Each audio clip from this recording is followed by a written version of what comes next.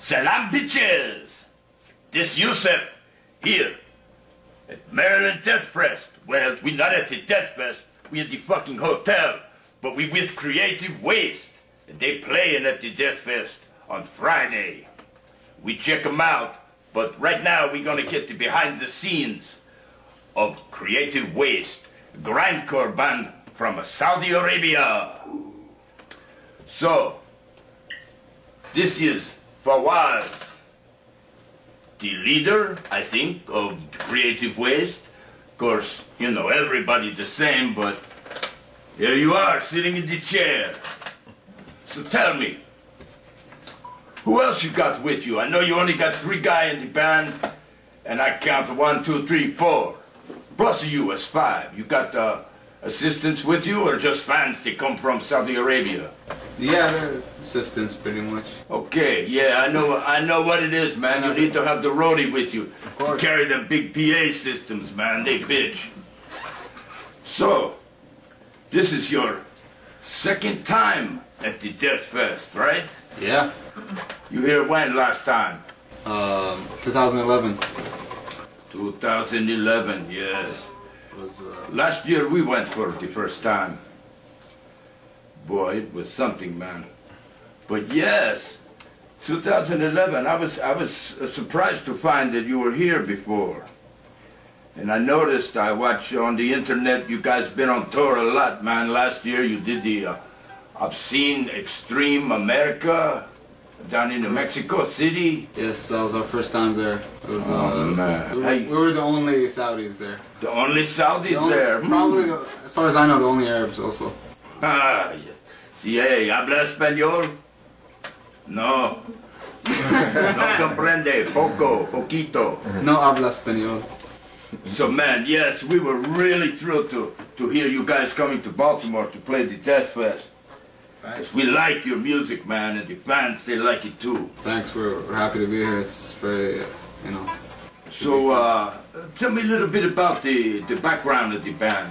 Because most people, I say, hey, I got this band in Saudi Arabia. And they're like, Saudi Arabia? They got the metal? Yeah, man. The shit kicking ass, baby. But most people, they don't, you know, they're surprised to find out that you're playing metal in Saudi Arabia for various reasons, of course. But you get the same reaction? Well, I mean, it's a lot easier now with the internet and all. And there's always been people who actually liked metal. It just was hard to get in touch with them back then. There was no form of communication, you know, like the internet now. Yes, it's hard to keep the doors closed when the internet's there, you know. Exactly. Also the media. I mean, back then, you know, you only had a few channels to watch, and like, how are you supposed to know about metal anyway? Yeah, it's not like you could call Sting up and say, hey man, check my video out, you know. Exactly. Not only that, you know, the first time I heard metal was probably around 97 or 95. Which band? It wasn't just a specific band. I was just hearing distortion. I'm like, what is that? I was very curious, you know. Yeah, I like it. You know, I just liked it. It's angry. I like it. You know, it was out of a soundtrack. Actually, that's where I get most of my music. Back then, it was soundtracks. I remember Mortal Kombat. Just something about it just drew you to it. Exactly. Yes, because you know, Yusef ain't no spring chicken. We old man, and it took us a little bit to get used to some of the metal, you know. We go back to the days when, you know, Deep Purple, Black Sabbath, things like that. But yes, it's so much out there for kids today on the internet, man. They don't know how good they got it. They can get music from anywhere in the world. And like, older people remember, if they knew someone that had a 45 single, it was a real big deal, you know. Today, everybody got a CD, but not everybody got a good CD. So, you got a CD. Let's hope it's good, yeah. Hey, well, you know it's good, man. The shit I seen you do and the stuff I listened to you do. Oh, thanks. Your CD got to be good. You got it coming out soon? It's actually this one's already out, but we're working on a new record soon. I mean, it was released 2012, Slaves to Conformity. Yes, okay. That's where we get all the tracks we play on the Middle Eastern Mayhem from Creative Waste. We thought you were actually working on the new one. And we are. We kind of are actually. Right after this, we're planning on hitting the studio. You know, just getting this out of the way, and you know, also get reinvigorated. Try to, you know, get the energy. You guys playing in Europe or anywhere else in the Middle East? As far as Middle East goes, we've only played, you know, an official show was in Dubai, 2012.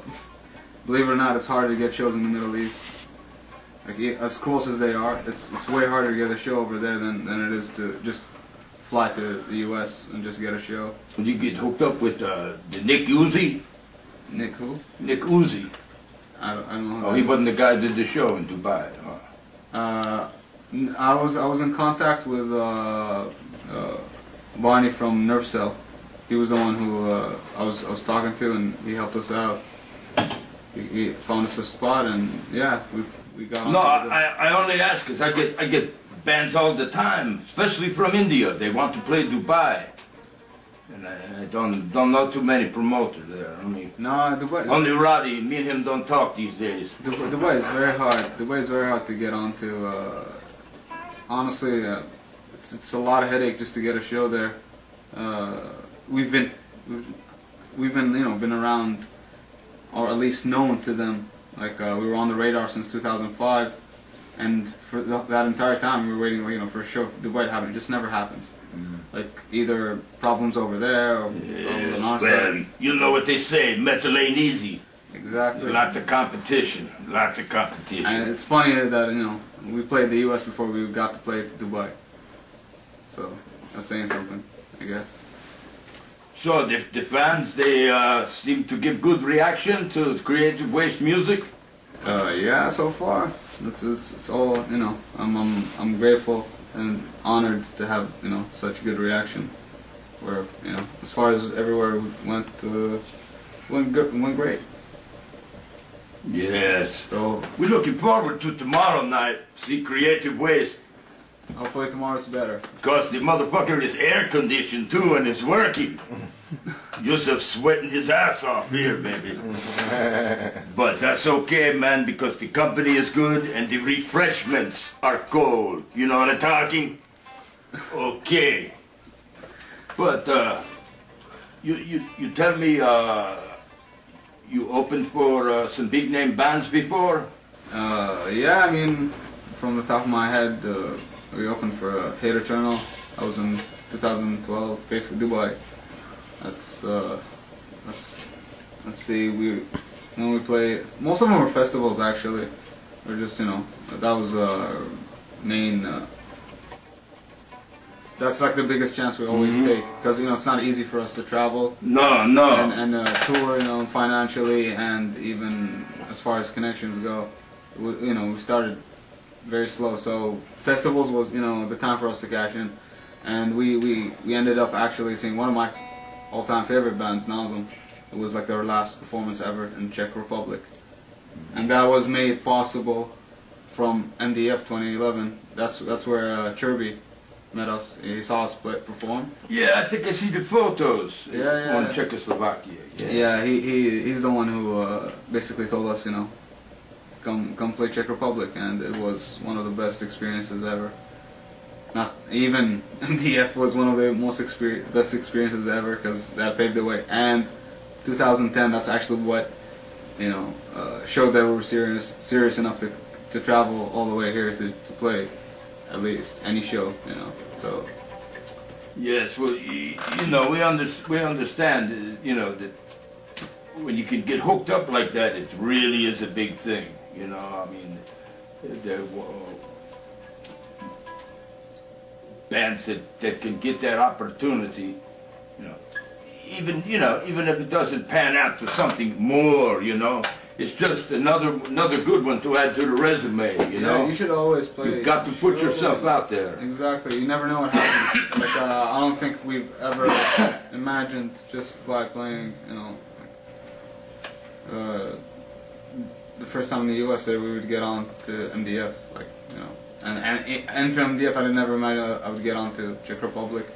I mean, it has like, that's like what would someone hope it would happen at least, but it was very weird, you know. It's kind of like we've been doing this for years, and we don't play as many shows as we'd like to because we just don't have the opportunity.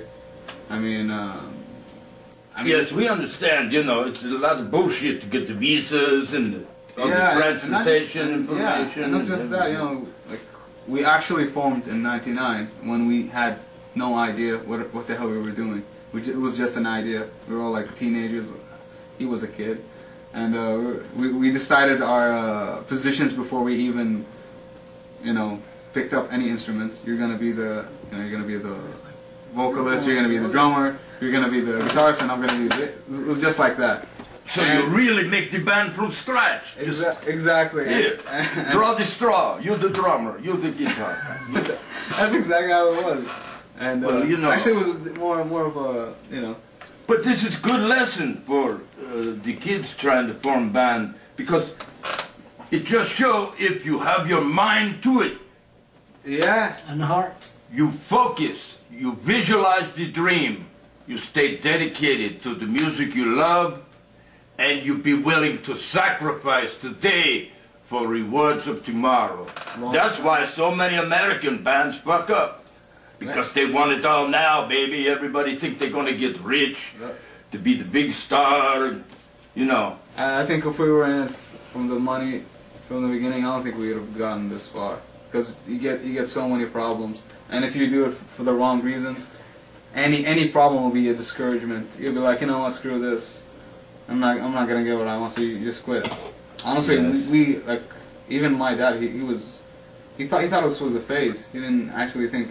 You'll grow out of it, you know. But honestly, if you think about it, it was kind of crazy. Like, we didn't even pick up any instruments, and we were like, you know, we're gonna do this, you know. All of a sudden, these Saudi kids say, "Hey, we're gonna be a metal band," and we had no idea, no clear idea how the hell we're gonna do it. We had no clue. We just started, and eventually we got somewhere. We still don't have a clue. You yeah, know we still don't. We figure it out as we go, you know. Exactly, we're still figuring it out.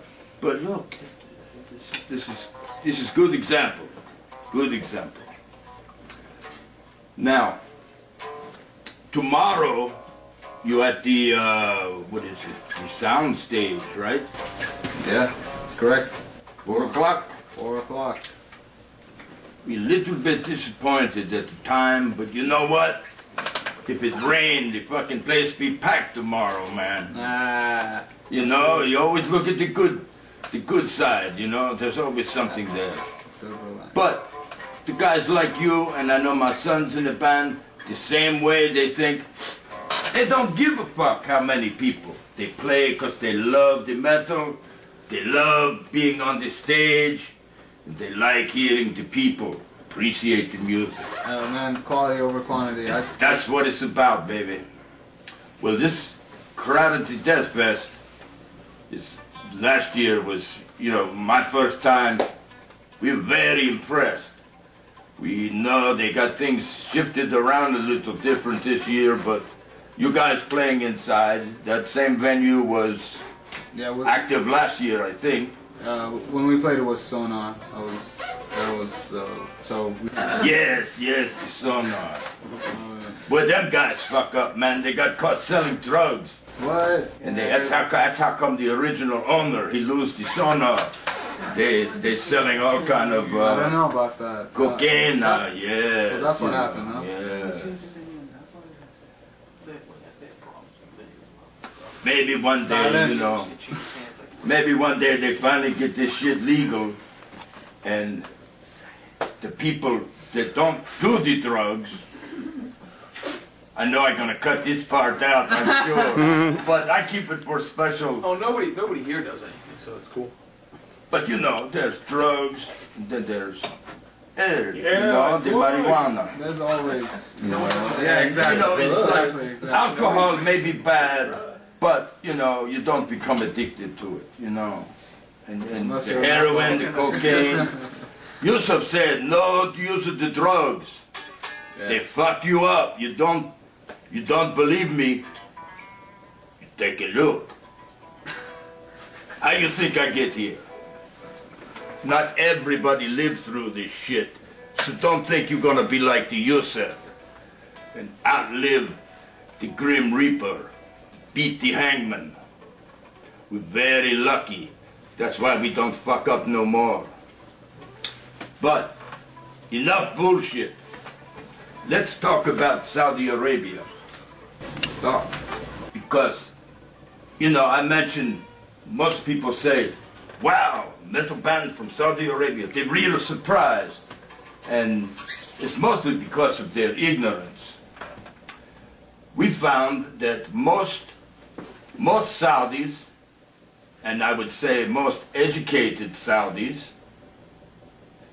both religious and non-religious, they can listen to American comedian and they get every joke.